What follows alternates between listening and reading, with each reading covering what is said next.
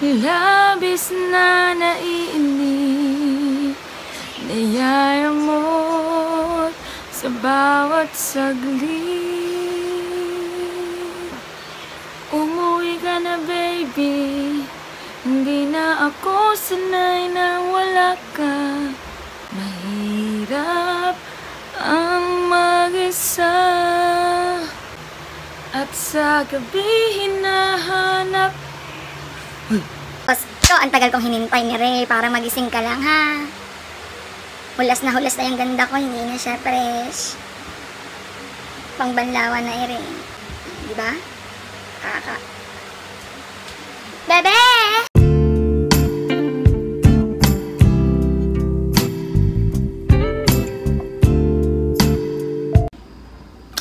Hello guys!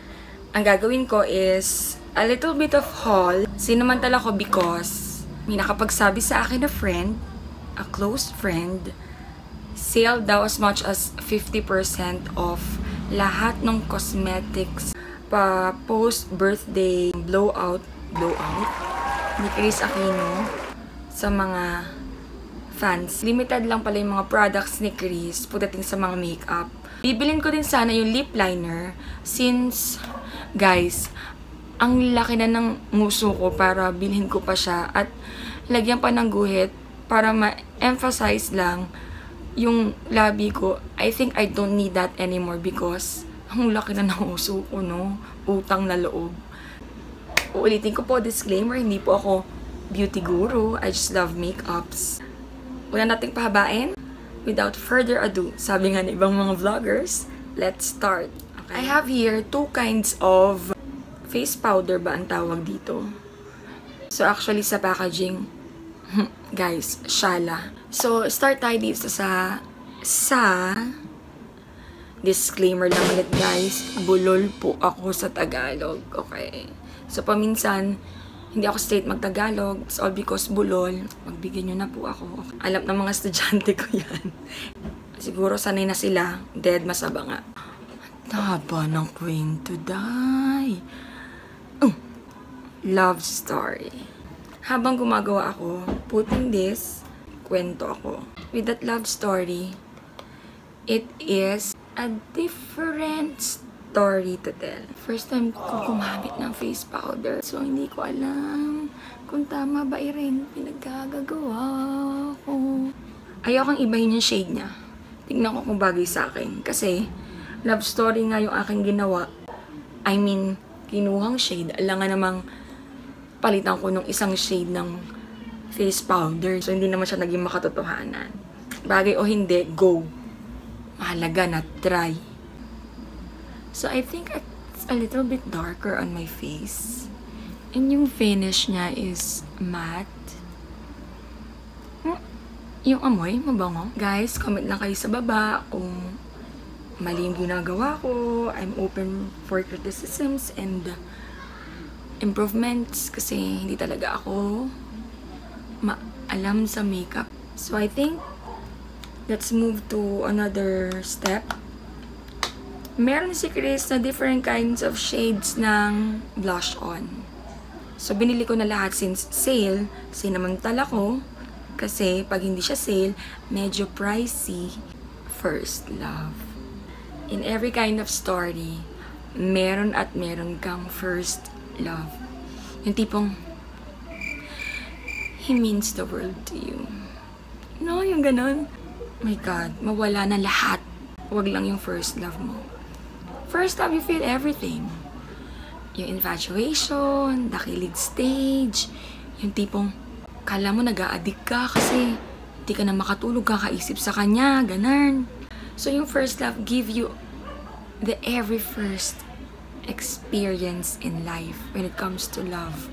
At ang nakakasad lang dito sa aking blushes, kasi sabi ko sa inyo guys, I'm like using lip tint for almost 1.5 years. Teka lang ha, ang iingay ng mga bata sa ibaba. Sandali at babalik ako. A few inches later. Going back, nasaway ko na. Ang iingay. Mga mommies out there, alam niyo yung feeling kapag mayroong mga baby sa bahay. sabihin mo, tahimik! Diyos ko, segundo lang, ayan na naman sila. Pero dapat compose pa rin. Maganda pa rin. Huwag tayong magpapakain sa stress sa mga bata. So, napansin ko dito sa aking face powder, parang ako'y naging morena. So, guys, dahil nga, back to my story, wala akong brush panglagay din sa mukha. Kaya, Ito na lang ang gagamitin ko kung ano yung nabili ko bago ako magsimulang mag-vlog. Malay ko ba? Next time, bibili na ako, okay? ito muna ha. Ano bang tawag din Eyeshadow brush, ilalagay sa cheeks. Pwede ba yun? Try natin, just go explore. Mabango. Ayokong ibahin yung shade. Bahala siya kung di siya mag-partner-partner dyan sa face powder tsaka sa blush. Babatiri naman yun. Pwede rin pala ang eyeshadow brush. Mairaos na itawid! Itawid! Itawid ba ito? Basa? Dito tayo sa kabilang area. Alam mo, usually, natutuwa ako sa may ibang vlogger. Kasi yung super professional talaga nila. Yung may tak-tak. Oh, di ba siya na? Sige na, wag ka na mag-feeling, di ka ganar. Di ba may changes naman kahit eyeshadow brush naman pala? Bili ako next time ha, yung pangupis nila. Parang teacher lang yan sa classroom. Magaling ka sa mga interventions. Pag walang ganun pa, kailangan mabilis ang isip. Itong eye bags ko na pinaghirapan ko yan. Kaya hindi ko pwedeng pabayaan o pamigay na lang ng basta-basta yan. Kamusta? What can you say about the blush? First of us ended, and then eventually, little by little, ayan na naman ako sa little by little, ano? Unti-unti, pag nawala si first love, syempre, meron ulit bago. New love.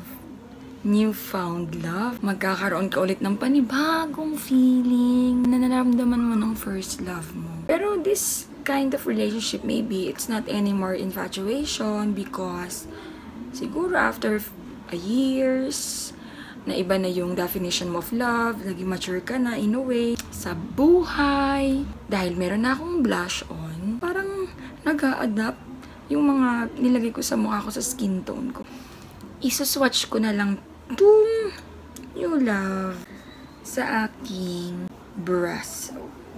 Kung makikita nyo, pero kung hindi, dito na lang sa aking gilid. Alam nyo, ang lakas pa ka na din lusri ng kulay ko.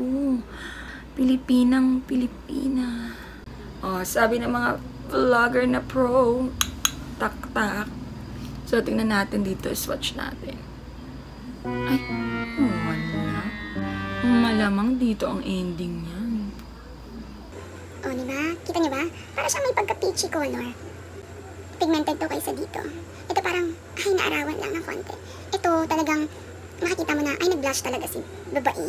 Sa lahat ng blushes na to, ito yung sigurong pinakamagugustuhan ko kahit na hindi bagay sa aking skin tone. If ever, subukan natin. Kasi, sino ba naman ang hindi gusto to, di ba? Lasting love. Sino ba naman ang may ayaw sa isang lasting love? Lahat naman tayo wishing and hoping we could meet somebody na we will end up until the last breath of our lives. Wow, di ba? Sabihin natin, tingnan natin ang kanilang pinagkaiba. Ito naman yung parang rose. So, with the face powder, Bahala na kayo kung ano yung babagay sa inyong skin tone. Pero for me, ito ang bagay. At saka itong love story. At yung first love ang bagay sa isang morena skin type. So, kung ikaw yun, gamitin mo to. ito yata yung pinakamatatagalan tayo sa lahat ng pwede natin iswatch sa products ni Chris, sa Ever Bilena, yung mga lipstick niya. So, dito ako na-excite kasi ang ganda rin nung pwede kong story run doon sa mga lipstick niya. Let's start! The first one is, kikita niyo ba guys? Life. Packaging wise, wala akong masabi. Ang shala, oh. With her name in front. It says here, matte liquid lipstick. Yung name nasa ilalim. I'll tell you why. I cannot read this. Lalagay ko na lang everything on the description box down below. Lahat ng infos about the products of Kris Aquino para guided ulit kayo. Open natin. Typical smell of a lipstick. Alam nyo guys, sa pag-iikot ko, ito na naman ako sa kwento ko. Sa mga makeup products sa malls, pak na design ngayon ng mga lipstick. Glass to, or plastic, acrylic, and then yung shade mismo ng lipstick nandun. Diba, ang cute, ang social tignan, hindi mo akalain na ever bilhin na. Let's try. Life. Nawala na ako sa storyline ko. Habang ako'y naglalagay ng lipstick, let's swatch on my lips. Pagdating sa pahid, wala akong struggle. First coating is good. Oops, naubos na siya. Sabi ko sa inyo guys, matakaw ako sa lipstick dahil malaki ang huso ko. Kung manipis ang huso nyo, matagalan ng gamit. Pero kung makapal, malaan Curtis, nako day. Do not accept. So sa life, we experience everything life has to offer. Bagay ba? Sa face powder, sa blush, and then yung lipstick, parang nag-ano naman sila. Nagko-coincide. Every kind of emotions na i-experience natin sa buhay. You fail, you succeed, you get hurt.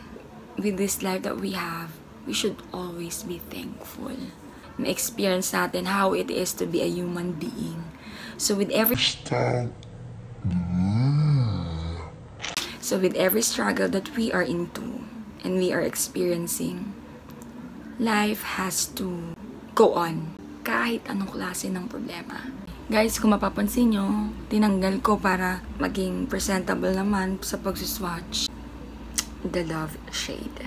Not just about two people in a relationship, but also about friends and family. Let's try the shade of this one. Ang ingay na naman nila.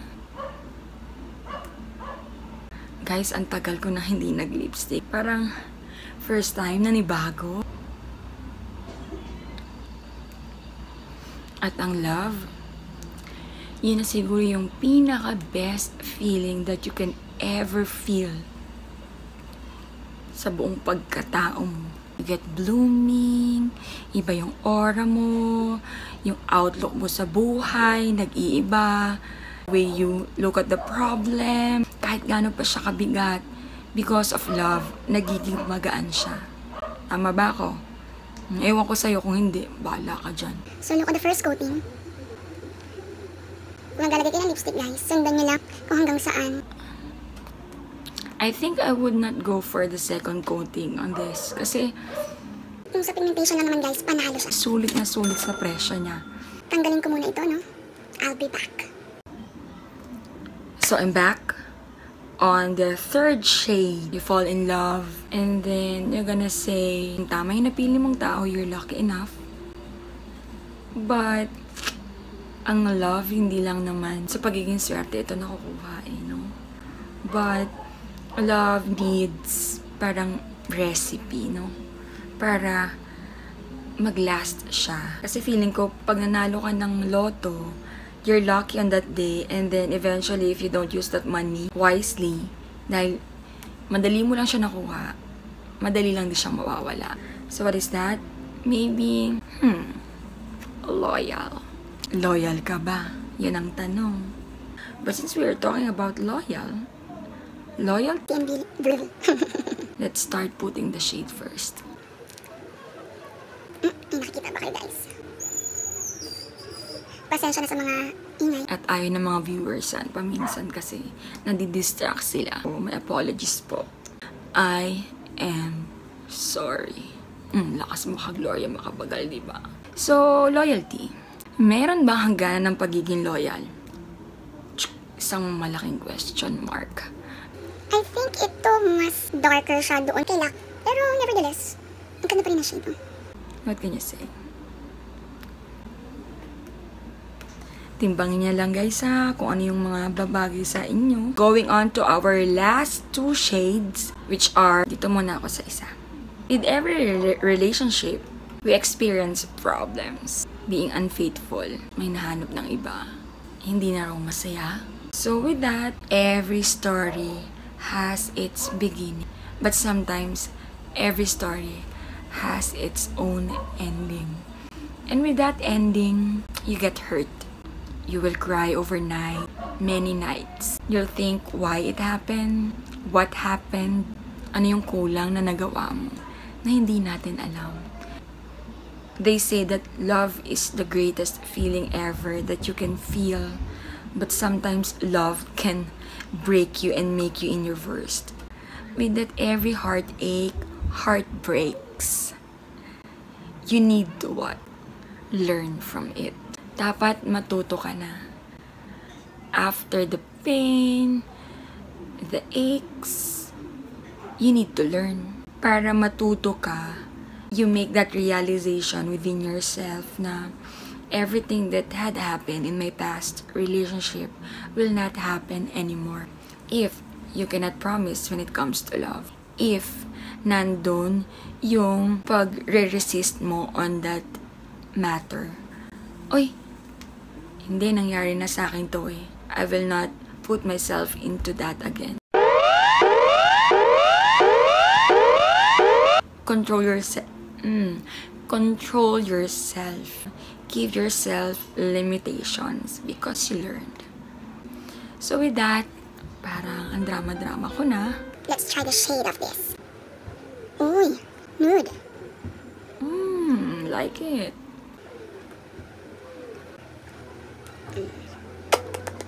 Huwag mawawala yung ganun. Moving on to our last shade of lipstick, I'll be back. This is the most important thing to do. You need to learn to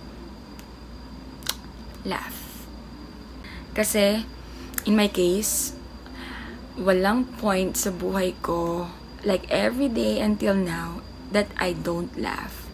Even if I am super really down, I make sure may punto dito sa buong araw ko ng buhay ko na tatawa ako because it makes a difference. Yung sandali, like few seconds you laugh on something, sa 24 hours na pwede kang maging malungkot, umiyak, ibigay mo yung at least an hour to laugh. Because nagbibigay yun ng gaan ng loob no matter how painful it is. Yung tipong nagkita kayo ni ex, no? Few years after you break up, dahil sa Chris lipstick na ilalagay ko na sa labi ko at nagkwento naman ako. Guys, soft pink ang shade. Para sa mapuputi. Bagay na bagay to. Tawanan mo na lang lahat. Oh? Nung nakita mo siya, napatingin kayo sa isa't isa. What will you say to yourself?